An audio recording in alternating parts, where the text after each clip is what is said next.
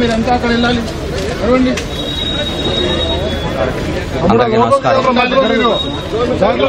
మీరంతా అక్కడ పెట్టబాకండి. అసలు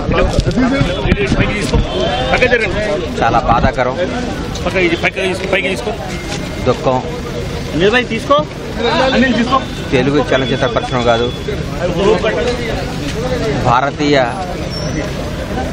కళారంగం ఓ గొప్ప ధృవతారను కోల్పోయింది. కోటా బాబాయ్ మహోన్నత నటుడు. నాకు తెలిసి ఇండియాలోనే ఇప్పుడు ఫైనెస్ట్ యాక్టర్ కోటా శ్రీనివాసరావు గారు 83 ఏళ్ల వయసులో గత 20 రోజుల నాడు ఆయన దగ్గర రావడం జరిగింది. చాలాసేపు కూర్చుంటే ఆయనే కబుర్లు చేసి పిలిపించారు. ఒకసారి వచ్చిపోరా అన్నాడు. వస్తే ఆయన విషయాలు చెప్పుకుంటూ వాళ్ళ మనవళ్ళ నంబర్ నాకు ఇచ్చి, నా నంబర్ వాళ్ళ మనవళ్ళు ఇప్పించి, అరే ఎప్పుడు ఏ అవసరం ఉన్నా ఈ పిల్లలకు కొద్దిగా రెస్పాన్స్ ఇస్తుంటారా అన్నాడు. ఏదో నాకు బాధ్యత తప్పు చెప్పాడేమో అనిపించింది. ఆ రోజు ఆయన కాలు, ఆయన పరిస్థితి చూసి చాలా దుఃఖపడ్డాను.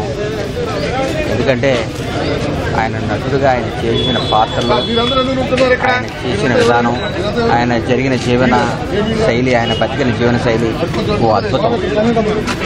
ఆయన కోల్పోవటం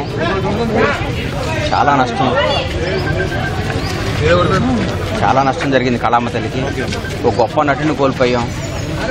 చరిత్రలో ఒక తెలుగు చలనచిత్ర పరిశ్రమ చరిత్ర రాస్తే కోటా గారికి ఒక పేజీ ఎప్పుడూ ఉంటుంది.